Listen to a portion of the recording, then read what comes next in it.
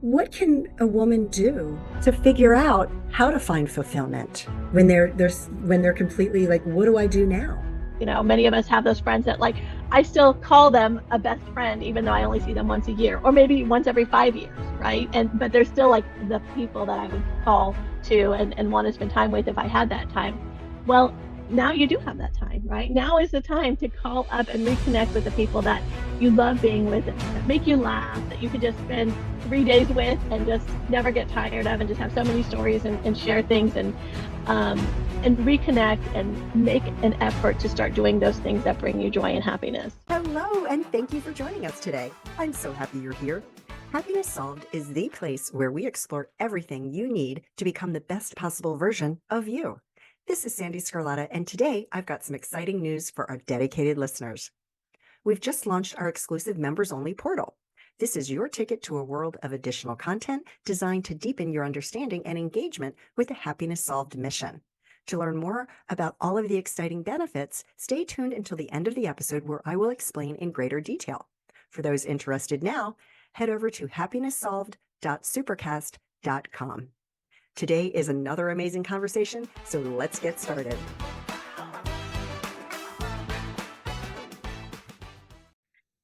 Kris Kendall, such a pleasure to see you today. Thank you so much. I love your name. My dear niece, her name is Kendall, and it's one of my favorite names. How are you today?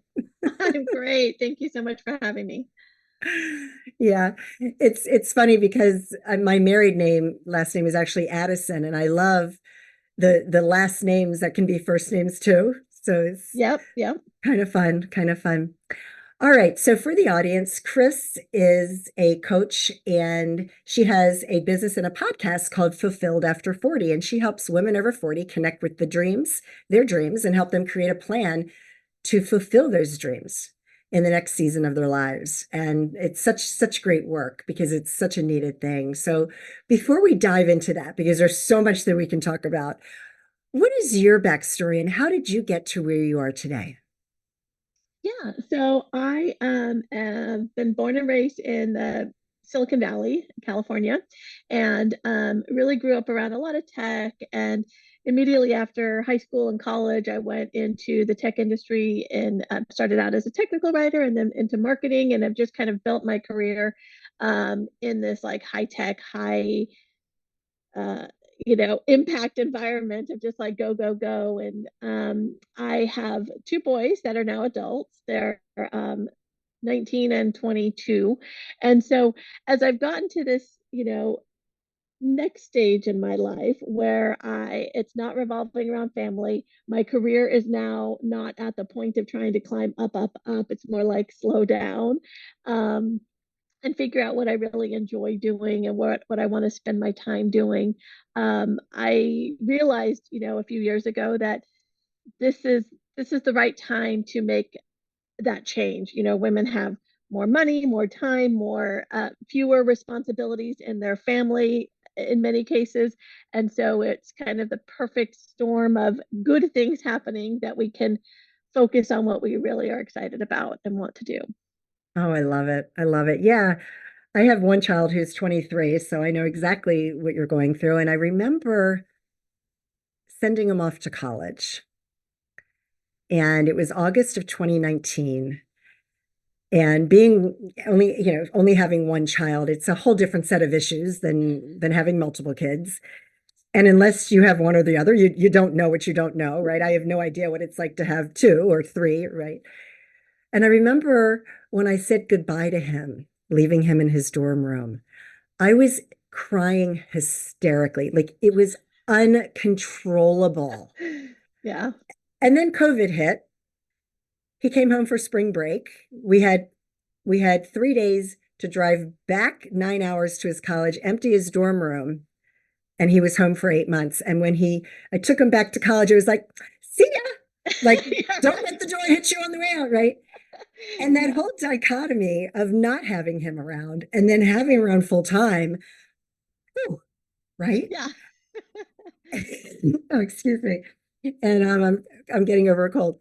Um, but it's like you realize as women and caretakers, like while you miss your children, that sense of relief and not having to be there and be on all the Yeah. time. You know, Yeah. what has your experience been like?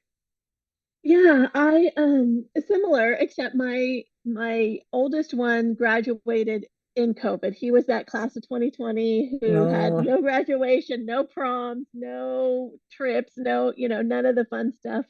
And he was not a distance learning kid. Like there was no way he was going to be successful leaving for college. So at that point, he decided to just go to work. And that's worked out really well. He went into the trades, he's a welder, and he's had a pretty good career just in the past 4 years, and he's bought a house and all that stuff. So he's doing great. But it definitely took some time for me to get to that point of like wanting to check every single minute of where he's at and what he's doing and trying to control from afar, but keeping an eye on every single thing to like now, like you said, he spends most of the time at his girlfriend's house. And I'm like, okay, I'm happy to see right. him when he's here, but I'm also okay to see him tomorrow when he's gone. Um, and I 2 years ago, I probably would have said that it's never going to happen. I'm never going to stop worrying. I'm never going to stop thinking constantly where he's at, what he's doing. Is he okay? But I'm here. I'm here. I'm at that point, still always worrying, but definitely like it took some time, but I have been able to separate that. Like he'll be okay. He's making his own decisions, and I am, you know, I'm doing my stuff now. Like it's my time to focus on my stuff and not worry about every single thing they're doing. Yeah, I love that. And I feel like that too. That is definitely my time. Although as a parent, I think your kids are always there in the back of your mind. Like there's, right, you never completely forget. Although I'm surprised that there's days when I do forget things. I'm like, oh my gosh, how could I forget that? Yeah. Because we do get caught up in our thing, you know. But Yeah. yeah. So fulfilled after 40, what does that mean to you when you say Yeah. fulfilled after 40? Yeah. So I have been lucky in that I've always had lots of projects and side businesses, and I'm a writer. So I've always had books and all this kind of stuff. So I've never been bored and I've always had stuff to do. But I realized at this stage where the kids in my friend group, they all had kids graduating and leaving for college. And at that same stage, they started to like be completely unsettled in what they were doing next. Like they didn't have their own hobbies. They didn't have things that didn't revolve around kids. They didn't know what to do. They weren't happy with their career. I just started hearing from more and more of my friends and my peers that they were kind of stuck, like just all the things that they thought that they would do in their life, they haven't done yet. And now they don't really know where to start. They have ideas. Maybe they want to start a business. Maybe they want to pick up a hobby. Maybe they want to travel more, but they're just like afraid to do any of it. There's sort of this guilt of like, but that maybe I shouldn't. Should I save every penny just in case the kids need it for something else someday? So I realized that um, I want to help encourage women to put themselves first.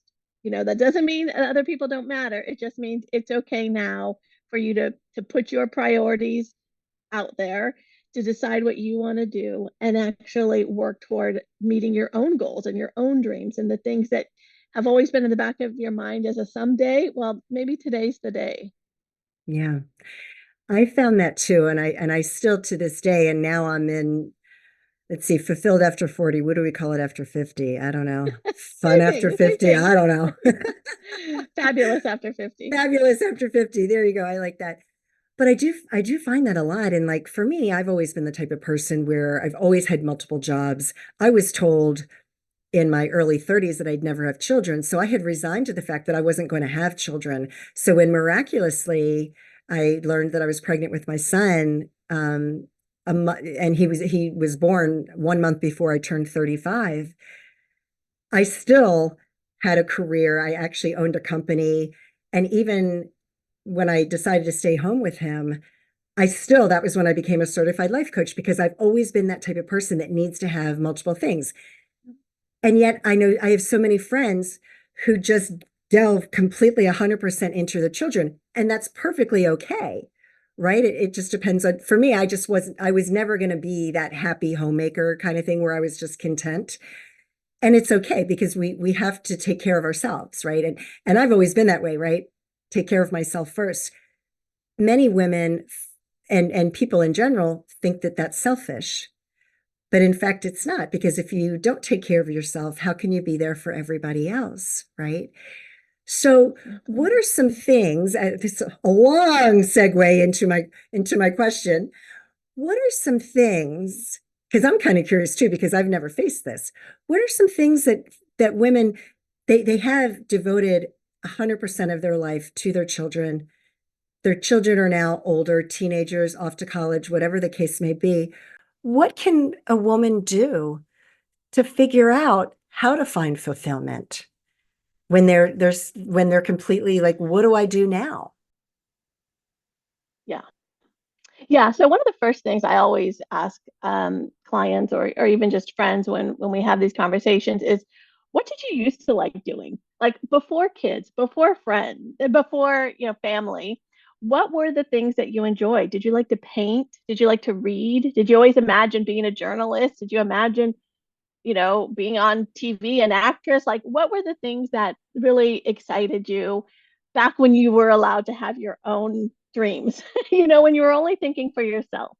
And that usually is a good starting point to just sort of take stock of, like, deep down, I love to paint. I always loved painting. I haven't done it in a long time. That is something that always brought me joy. Or I've always loved gardening. And maybe I had a small garden with the kids or something, but that's something that's like a passion. So really just kind of thinking back on what are some of those things that really make you happy.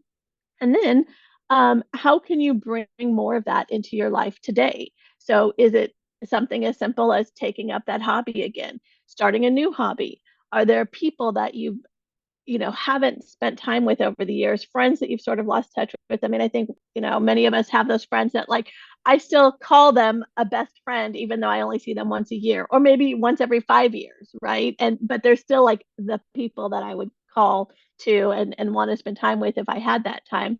Well, now you do have that time, right? Now is the time to call up and reconnect with the people that you love being with, that make you laugh, that you can just spend 3 days with and just never get tired of, and just have so many stories and share things um and reconnect and make an effort to start doing those things that bring you joy and happiness. I love that. I love that. So I wonder if there's anybody out there who's thinking, yeah, that sounds really great. I'm getting too old. It's too late to start something new. What do you say to those?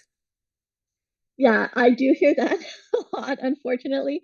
And for most of us, we don't know how much time we're going to have, but unless you have some very serious reason to believe you're not going to have a lot of time, you probably do have a good, let's say, even 10 years ahead of you, right? 10, 15, 20, 30, 40 years ahead of you.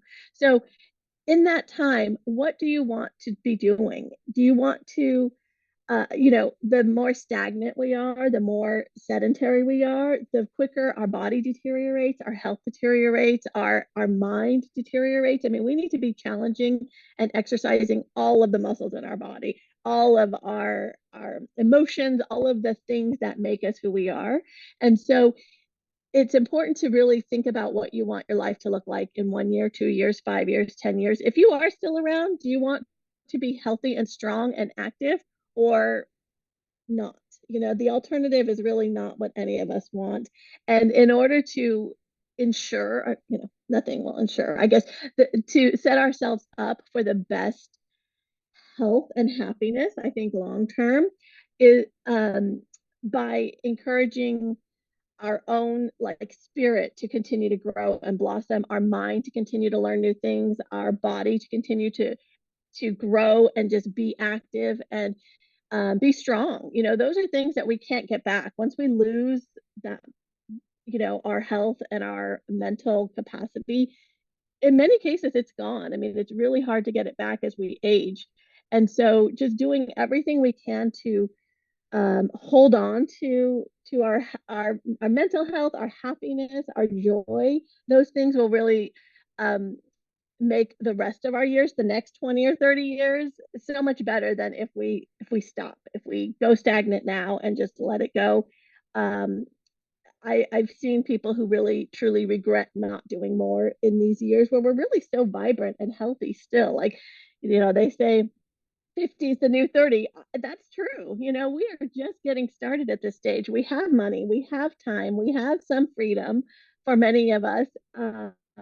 We need to use it. We need to take advantage of this time and really like have our second coming over here. Oh my gosh, I love it. And you made me think of something that I talk about all the time, which is, think about your future self. What would your future self say to you when you didn't go after your dreams and you get to the end of your life?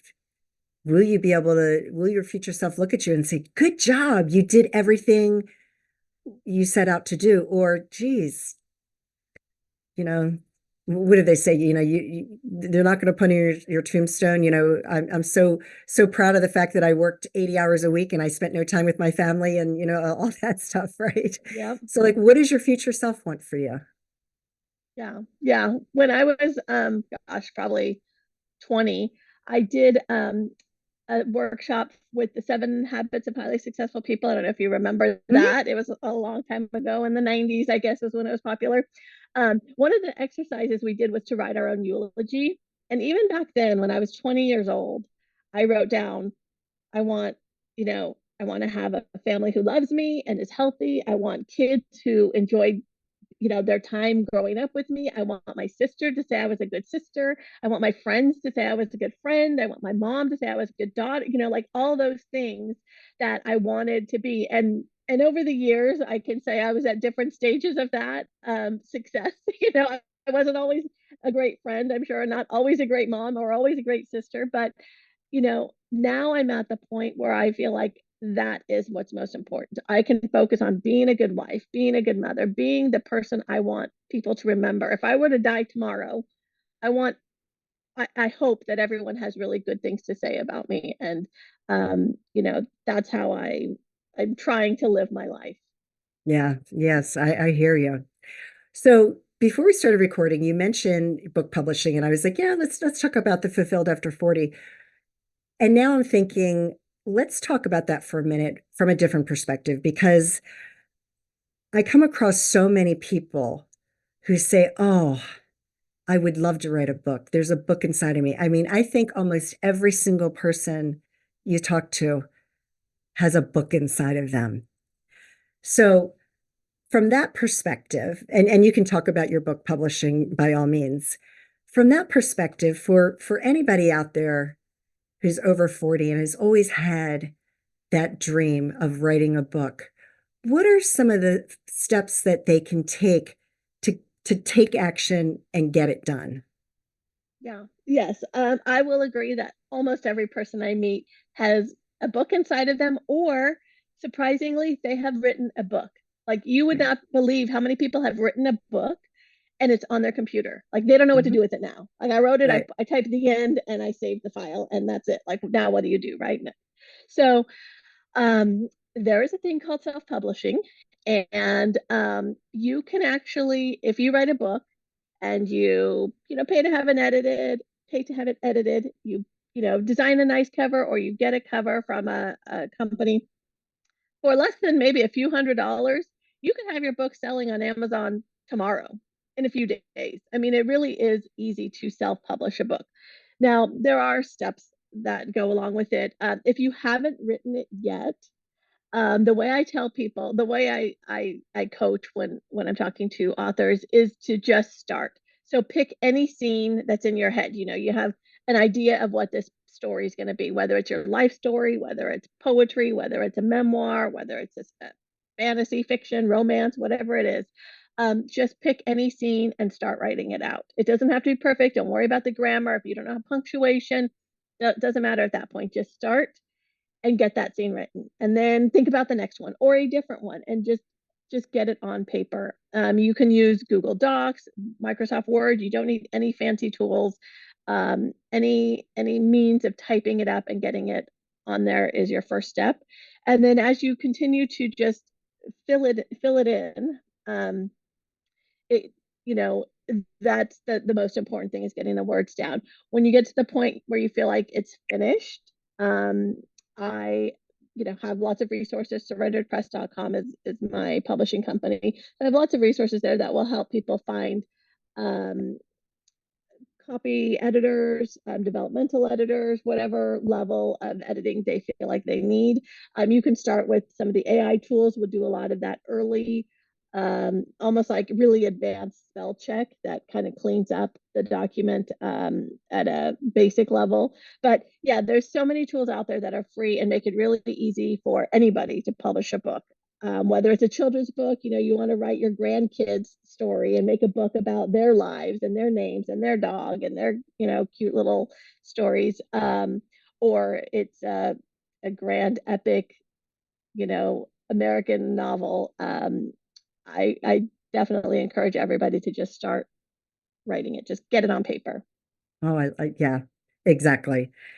So one of the things that I find when I'm writing, and it's hard for me to just get it all down because I try to make it too perfect. How do you separate that and just get it out there without worrying about all of that? Because for me, like that kind of trips me up many times. Yes.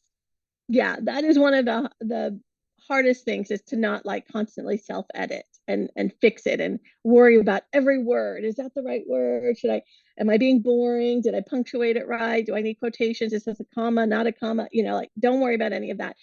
So one of the ways that I kind of ignore all that is I use dictation.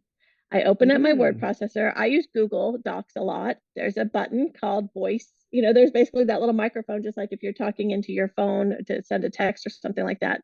And I just start talking out the scene. And I don't worry about any of there's a couple things. I use new line to break a line. I'll use period and maybe a comma sometimes, but a So lot of you say times those words. I say those words usually, but you don't Okay. have to. Don't worry about every quotation, start quotation, blah, blah, blah, end quotation, question mark, all the stuff. You don't have to do any of that. You can literally just talk out the scene and it'll type it all up for you. And then you go in there and you clean it up and you kind of go back and forth. But um dictation is one way to just like blah, get it all out of your head and get at least, a chapter at a time. When I'm commuting to work, I will often just I can do a whole chapter on a commute, whether I'm just going to visit a friend, I'm going to meet somebody for lunch. As soon as I get in the car, I start talking my chapter as I'm driving. And then I arrive. And then when I get home later, I'll go in and clean it up. And, of course, it's not going to be perfect. It's definitely not going to be perfect. And sometimes you have to read the sentence out loud, like hamburger, what? Seven. Like none of that makes any sense. But when you say it out loud, or if you say it to somebody else, they're like, that sounds like you just said blah blah blah. It's like, oh, okay, that's probably what I meant then. But it's a easy process to get moving. Wow. Yeah, it sounds like it. And I love the whole dictation thing. And what I also heard was keep it simple and don't overcomplicate it. Because I think as humans, sometimes we tend to, oh, I'm going to write the great American novel now, and you get caught up in that whole thing. Just do a download, a brain Yes. dump, just get it out on paper. I love it. That's awesome. So, Kris, is there anything else that you'd like to share with the audience that we haven't touched on so far? Well, I mean, one of the things that I work with clients a lot is starting a business. And so for so many women over 40, 50, they feel like you said earlier, their time has passed. It's too late for them to do something brand new, start a business. They're old dogs and new tricks and all that kind of stuff. But I really encourage people, if they have in their heart something that they've always wanted to do, maybe they'd like to make just a little bit of extra money. Maybe they have a craft that they'd like to sell on Etsy. Maybe they want to write a book and start a writing career. Whatever their business is, I would love to offer a free coaching session. I have a podcast in which I do free coaching, as the sessions are coaching sessions. So those are really fun if any of your guests would like to just talk through some ideas they have and ways that they might be able to get started on a business. I would love to invite them to be a guest on Fulfilled After 40, the podcast. Oh my gosh, I love it. That sounds like a great opportunity, and I love that format that you do. That's really awesome. Because I would imagine that that would really be useful for so many people. So Yes, great. it's really fun. Yeah, it's really fun.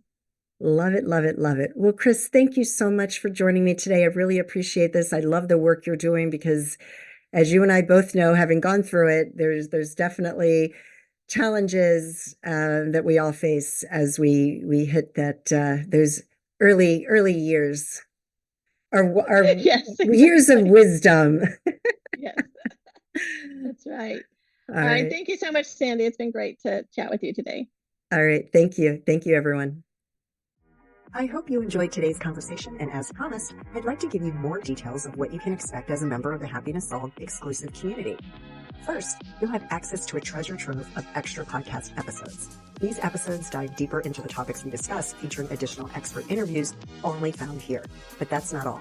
As a member, you'll also get access to a series of mindset training sessions. These recordings are tailored to help you understand the how and why your mindset is the most important asset you have, empowering you to achieve your personal and professional goals.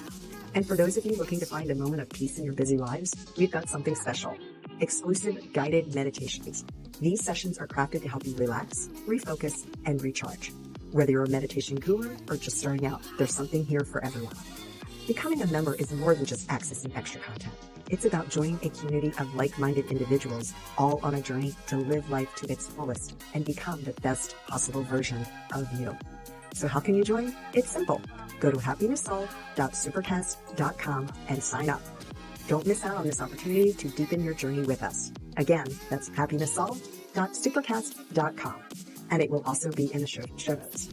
I am so grateful you're a part of our Happiness Solved family, and I thank you from the bottom of my heart for your continued support. Again, I am so grateful for you, and I hope that you and your family are healthy and safe, and that your lives are filled with peace, joy, and happiness. Take care, everyone.